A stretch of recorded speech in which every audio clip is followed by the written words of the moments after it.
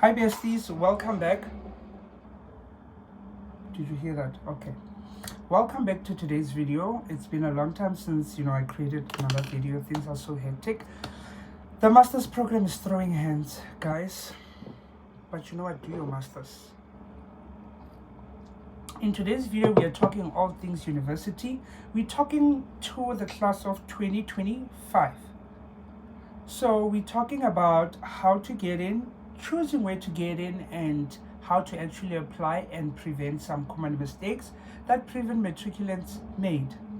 So first of all, let's talk about choosing a university. We know that universities are different and they offer different value propositions. We also know that, alrighty, we were talking and I was saying that it is very important for you to choose a university that works for you. And how do you actually choose? Remember, first of all, you need to choose a university that has the program you want. Remember, that is the first thing. So identify all the universities you'd like to go to. But ideally, I would recommend that because of the competition, try and apply to all the universities offering your program. Then you can choose which one you prioritize as this is the one that I'd like to go to. Apply to all of them providing that program. Then after you can be like, I want to go to UCT, I want to go to WITS, after you've been accepted for multiple offers. So firstly, the location. Where are you based currently? Tell me in the comment box. Are you in KZN? Are you in Limpopo? So we see where everyone is. And is traveling to your university a deal breaker for you, or is that something you want? Do you want to get away from the parents? I know some people are tired of washing the dishes and they're like, thank God. And then 2 months later, after getting into uni, there's something here. They then call parents like, I want to go home. So pick a struggle. Is the location important to you? And then the size of the university. Some universities are bigger than others. Is that something that's important to you? The standard of teaching, so looking at the ranking of the university, is that something important to you? And where would you ideally want to go? Find out which university or college is best for your program. Then identify that. But now also the other thing we need to look at, especially if you do not have a bursary. We're going to talk about bursaries in a separate video because that's a very long process. But we're talking uni now. So if you do not have a bursary, cost is something that's going to be very important to you. It's going to be a deal breaker for you. You might find out someone got accepted at UCT and UFS for actuarial science. And then they end up going to UFS because of the costs associated with UCT.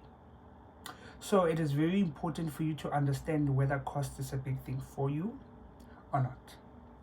But the other thing is the vibes. Remember that university is also about having a well-balanced social life. Which university do you see yourself being a part of? When you look at social media, people are saying, attain the life of at this university. Which one speaks more to you? We know that WITS has a bigger vibe than that university by the mountain. We won't say it. But, also UP has a very good, vibrant student energy. So that's something that you need to think about. UCT students tend to be a bit more reserved, more on the nerdy element, as people like to call it on social media. So if that's something that's important to you, you need to figure out what university is that. Stellenbosch also has a certain type of culture and it's not the same as WITS. So the university culture is also something you might want to consider when you want to go there and see how other people are doing in those universities. You get that? But now let us talk about when you get into the application. Because remember, you first choose the university like this, I want.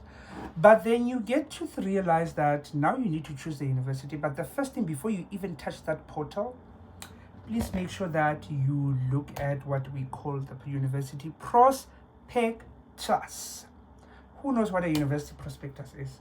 So essentially, a university prospectus is a document that outlines the programs that are being offered by the university for the following academic year and the requirements and the potential careers you could have if you are in these fields. For example, you go to WITS and you see the prospectus. I don't have it here. I actually had it, but I just don't know where it is. You get that? But anyways, that's a story for another day. So you check the prospectus. What do they want from you? Do you have these requirements? Now, the questions that you guys have been asking are around this, so we might be a bit longer. So when it comes to requirements, if you don't meet them, some universities will not allow you to apply at all. You cannot ignore your grade 11 report. You need to use it. Either you can't avoid the grade 11 report. The other thing is some will allow you, but they'll want to see an improvement. Either in your March, June, or September. Different universities have different needs. You might find out UFS wants your March, WITS doesn't. Go on their portal and discover which universities want which particular marks. Remember that if your grade 11 results are not good, you need to work very, very harder than everyone else. Because you are about to redeem yourself, not only to yourself, but to universities, to tell them that my grade 11 results are not awesome, but I can work towards getting the marks you want. Find out from other people who are in the programs what marks did they get, because that's sort of like a reference. Similar to how you would apply for a job, then you want to find out what people in that field are getting, because then if you're asked how much you want to get paid, you have an idea. Because you might just say you want 4 million, but that's not where the range is. So please make sure you find out from previous students who are currently in the program, and then use that information to guide your decision. And also, as you look at the prospectus, please read it carefully. There are additional requirements that some universities would like, and if you do not bring those requirements, you are automatically rejected. The first one, the most important one, is the national benchmark test. Some programs require you to write the national benchmark test, similar to the university at the mountain. They require the NBT. Find out which you need to write, but mostly it's both those papers. But if you did MathsLit, they wouldn't expect you to write the maths component. Fine. So please make sure you prepare around the NBT. You read more about them. There's 2 papers, but you get 3 results back. That one paper has 2 things. It's mathematical literacy and English. And then the last paper is maths. So please make sure you go and do research. Unfortunately, it doesn't seem like they're past papers, but there are other resources you can use. Check social media. Social media is your friend, because a lot of people have done this in the past. The second requirement that is additional is job shadowing. Some universities, particularly in health sciences, would require you to go and job shadow for a minimum interval before you submit your application, so you have an idea of what the field is about. The third one is a portfolio. A portfolio may be required in more creative drawing-based modules such as architecture. They might ask you to give a portfolio. So please make sure you check the prospectus before you apply. The last one is subject-specific requirements. Some programs will require you to either have life science and maths, life science and physics, or life science and or physics. So please make sure you understand carefully. For example, I know you can do nursing with mathematical literacy, as long as you have biology, life sciences. So please do have a look at that. The other thing that is, would I really call it a requirement?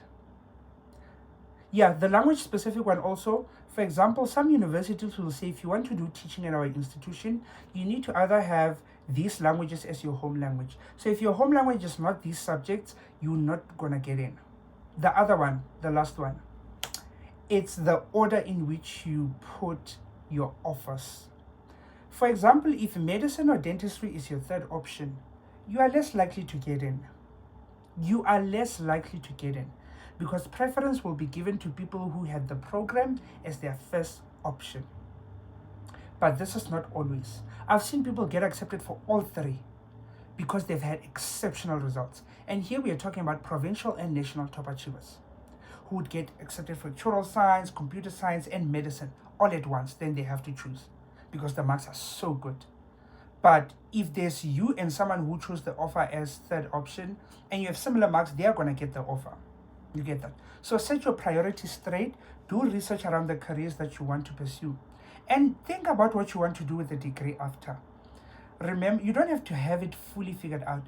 But please do not rely on saying, I want to help people and work in government. Wait, if there are no jobs. So please make sure that you know what you're going to utilize the qualification for. And do adequate research. Lastly, please don't ask anyone to apply for you. You are old enough to apply for yourself. Let us become independent and apply for ourselves. We've spoken about the prospectus. Now, let us talk about the common mistakes. We spoke about the common mistakes on TikTok that people tend to make. The first one is lying on your application. If you lie with your results, they're going to catch you out. If you lie with any information, they're going to catch you out.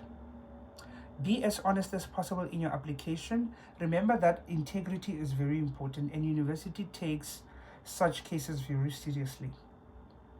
Okay, so now the common mistakes that other people also tend to do is applying for postgraduate studies. You'll apply for a doctor of medicine because that's what you believe the program is called, but it's actually called BCHD, that's dentistry, MBCHB or MBBCH, depending on the university. So very important for you to understand which program. Undergraduate. It's under, here's the graduation. The graduation is here, undergraduate. You have not graduated, bestie. Postgraduate, you are here. The graduation is here. It means you've tasted a bit of the graduation ceremony. Now you can be here. If you see honors, postgrad diploma, master's, PhD, or doctor of, run away. Your qualification should ideally start with a bachelor of, or a diploma of, or a certificate of. It shouldn't have postgrad diploma, PG dip, honors, master's, PhD. It should not have any of that. So it's very important that you understand that. The other mistake is people not completing the application. I actually had a mentee last year who applied to Stellenbosch, but they did not press send application. They completed it, but they did not press send. That means that the university is not going to get your application. You get that? So it's very important to make sure you submit. And they should send you an email. Thank you for applying. If you don't have an email address, please make it. Also, don't have very funny looking emails. I'm that girl chick Beyonce at Gmail. Soze. It's not going to work here.